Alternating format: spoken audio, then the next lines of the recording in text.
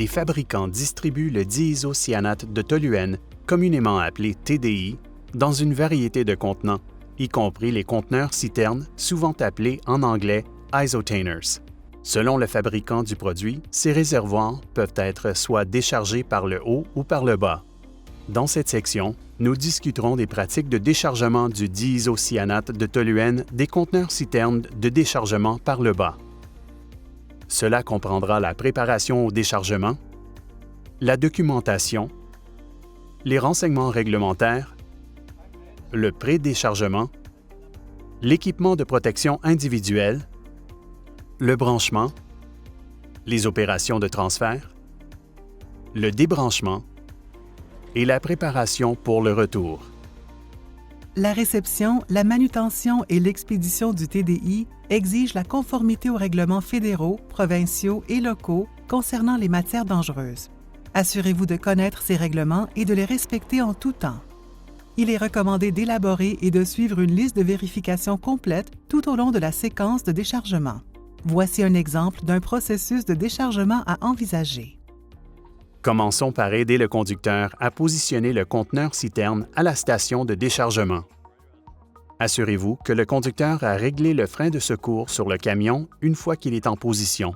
Arrêtez le moteur, à moins qu'il ne soit utilisé pour le compresseur d'air. Placez les cales de roue sous les pneus du châssis de la remorque, ainsi que sous les pneus arrière du camion pour empêcher tout mouvement dans les deux sens. Par mesure de précaution supplémentaire, vous souhaiterez peut-être installer des barricades ou des feux d'avertissement autour de la zone de déchargement. Vérifiez l'exactitude de tous les documents. Vérifiez les documents du conducteur pour valider le numéro de remorque, l'étiquette d'identification du produit et les sceaux de sécurité. Et que le matériel reçu est le bon produit de TDI et que le billet de pesée indique la quantité livrée pour garantir que le volume de la livraison conviendra au réservoir de stockage.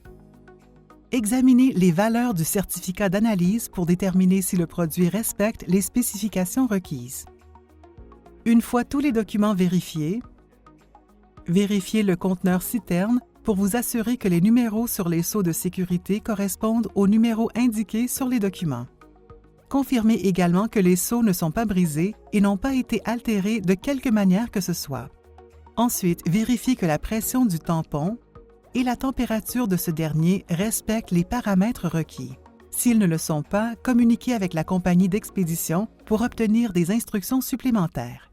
Vérifiez les étiquettes de danger. Assurez-vous qu'ils sont conformes avec le produit indiqué sur les documents d'expédition.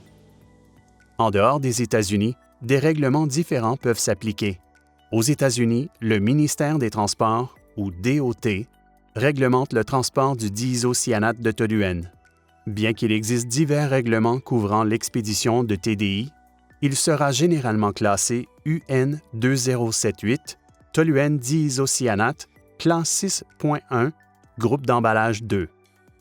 Les lettres RQ sont inscrites avant ou après la description de l'envoi lorsque les emballages individuels contiennent 45,3 kg ou 100 livres ou plus de TDI. Le placard de matière dangereuse avec le marquage UN 2078 affiché est le placard typique utilisé pour l'expédition de ce matériel.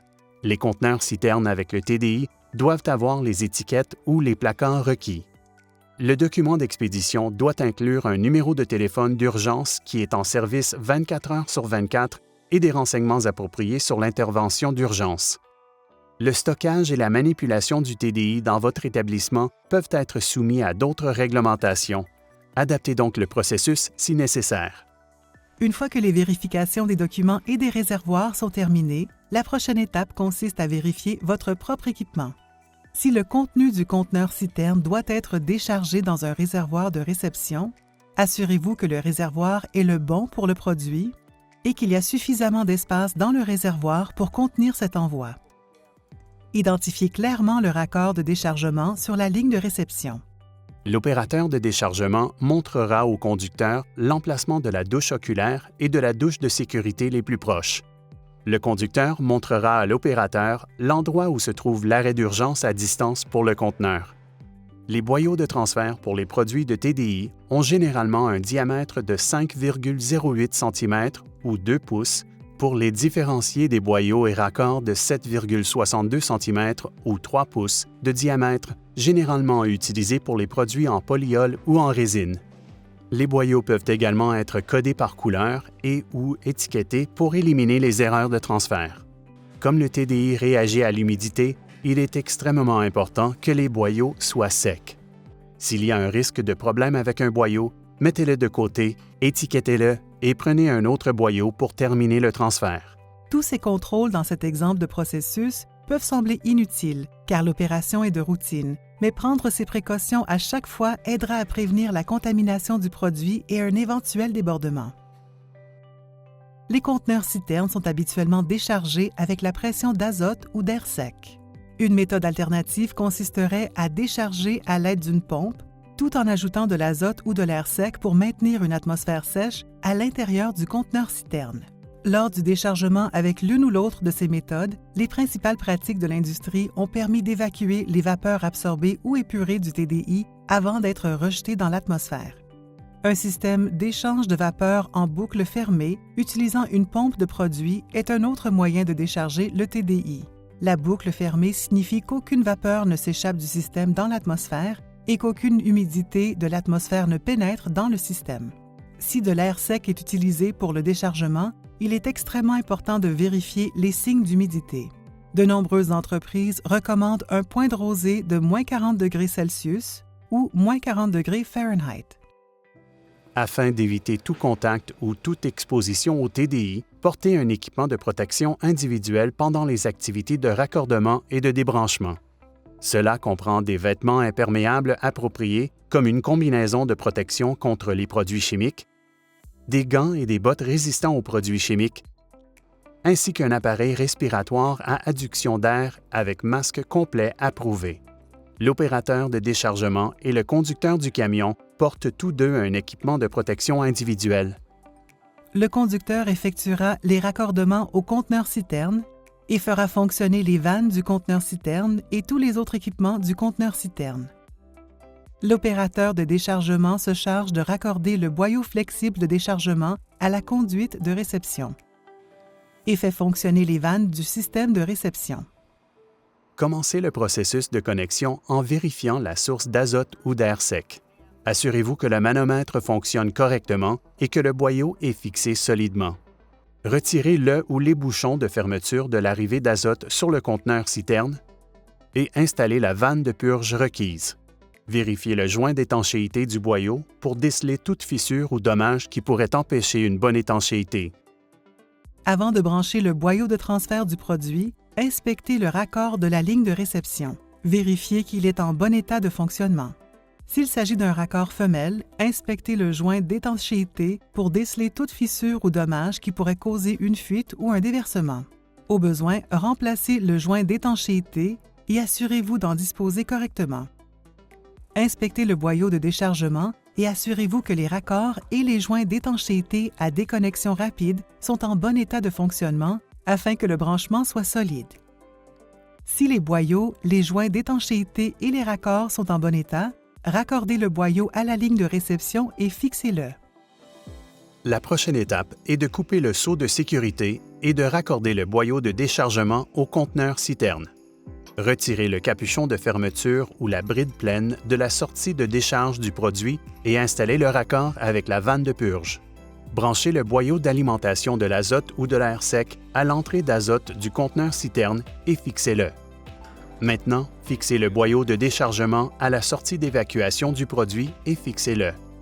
Une fois que toutes les connexions ont été correctement sécurisées et que la liste de contrôle a été complétée, signez les documents du conducteur indiquant qu'une bonne connexion a été effectuée. Maintenant, l'opération de transfert peut commencer. Ensuite, ouvrez la valve interne du conteneur citerne, puis ouvrez lentement la vanne externe. Ouvrez ensuite la valve de la ligne de réception. Ouvrez la vanne d'entrée d'azote sur le conteneur citerne, puis ouvrez la vanne de la source d'azote ou d'air sec.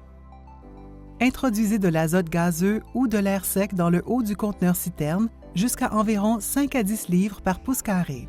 Le produit devrait maintenant s'écouler dans la tubulure de déchargement. Une fois que vous avez vérifié qu'il n'y a pas de fuite dans le système, la pression d'azote ou d'air sec devra être augmentée à une pression acceptable, généralement entre 10 et 20 livres par pouce carré, selon le taux de déchargement souhaité. La pression doit rester constante dans le conteneur citerne jusqu'à ce que le déchargement soit terminé. Ne dépassez pas la pression de fonctionnement du conteneur citerne. En cas de doute, consultez la plaque signalétique du conteneur citerne pour connaître la pression. Pendant le processus de déchargement, les opérateurs restent dans la zone pour surveiller le transfert du produit. Aux États-Unis, le Department of Transportation, ou DOT, exige qu'une personne qualifiée assiste à l'opération de déchargement. Assister signifie que la personne présente est alerte, a une vue dégagée de l'opération de déchargement et reste à moins de 25 pieds pendant tout le processus. Selon le DOT, pour être qualifié, la personne présente doit comprendre les risques potentiels du TDI, connaît les procédures à suivre en cas d'urgence et détient l'autorité et les moyens de déplacer le conteneur citerne. De plus, suivez les autres précautions de sécurité. Ne pas fumer, vapoter ou utiliser de produits du tabac, ne pas manger et ne pas boire pendant le processus de transfert. Surveillez la quantité de produits transférés en tout temps. Cela peut être réalisé à l'aide d'un débitmètre en ligne, en surveillant le poids du conteneur citerne s'il y a une balance de camions à la station de déchargement, et en surveillant l'augmentation du niveau dans le réservoir de stockage. L'utilisation de 2 méthodes de mesure du niveau ajoute un niveau de sécurité et réduit les risques de débordement. Ne vous fiez pas au système d'arrêt automatique pour arrêter le processus de déchargement. Ce type de système n'est pas infaillible. Il n'y a absolument aucun substitut à un opérateur attentif. Surveillez l'opération pour vous assurer que le tampon d'azote ou d'air sec est maintenu dans le conteneur citerne. Une fois que le conteneur citerne a été vidé, débranchez le système avec le même soin qu'il a été connecté. Tout d'abord, fermez la vanne d'entrée d'azote ou d'air sec sur le conteneur citerne et coupez la source d'azote ou d'air sec. Ensuite, fermez la soupape interne du conteneur citerne. Attendez un temps approprié pour permettre l'achèvement du processus de fermeture ou d'arrêt, par exemple, généralement environ 1 minute. Ouvrez ensuite la soupape interne pour souffler dans le boyau jusque dans le réservoir de stockage. Répétez au besoin pour vous assurer que le conteneur citerne et le boyau sont vides. Veillez à ne pas trop pressuriser le réservoir de réception pendant le dégagement du boyau. Une fois le boyau dégagé, fermez la vanne interne du conteneur citerne et la vanne sur la conduite de réception. Fermez le réservoir et la ligne de réception simultanément pour éviter le reflux du produit dans le boyau. Ouvrez ensuite la soupape de purge pour dépressuriser le boyau de déchargement. Assurez-vous de recueillir tout produit excédentaire dans un récipient contenant une solution neutralisante. Maintenant, fermez la valve de purge et la vanne externe sur le conteneur citerne. Une fois cela terminé, débranchez soigneusement le boyau de déchargement du conteneur citerne et la ligne de réception. Utilisez un récipient sous les extrémités du boyau pour capter tout écoulement de produit. Bouchez et fermez les extrémités du boyau immédiatement après le débranchement. Retirez le raccord de la soupape de purge. Ensuite, remettez le capuchon de fermeture sur la sortie de refoulement du conteneur citerne et le bouchon de fermeture ou le capuchon au raccord sur la conduite de réception. Vérifiez de nouveau que le conteneur citerne est toujours sous pression, généralement un minimum de 5 à 10 livres par pouce carré d'azote ou d'air sec. Cela permettra de s'assurer que l'humidité ne pénètre pas dans le conteneur citerne et ne réagit pas avec le TDI résiduel pendant son retour. Enfin, dépressurisez et débranchez soigneusement le boyau d'air sec ou d'azote de la vanne d'entrée du conteneur citerne, retirez la vanne de purge et replacez le capuchon anti-poussière. Retournez le conteneur citerne avec un tampon positif d'air sec ou d'azote gazeux. Signez le rapport de livraison et notez tout problème ou retard inhabituel qui aurait pu survenir. Après avoir retiré les barricades et les cales de roue, le conteneur citerne peut être retourné. Dans cette section, nous avons discuté des pratiques pour le déchargement en toute sécurité du diisocyanate de toluène des conteneurs citernes, y compris la préparation pour le déchargement, la documentation, les renseignements réglementaires, le pré-déchargement, l'équipement de protection individuelle, le branchement, les opérations de transfert, le débranchement et la préparation pour le retour. Si vous avez d'autres questions ou si vous n'êtes pas certain des mesures à prendre, demandez à votre superviseur ou à votre chef d'équipe ou communiquez avec le fabricant du produit. Pour plus d'informations sur les sujets abordés dans cette section, consultez les sources, incluant la littérature suivante développée par le Center for the Polyurethanes Industry: Guidelines for Diisocyanate Storage Tank Systems, Guidelines for Receiving and Unloading TDI.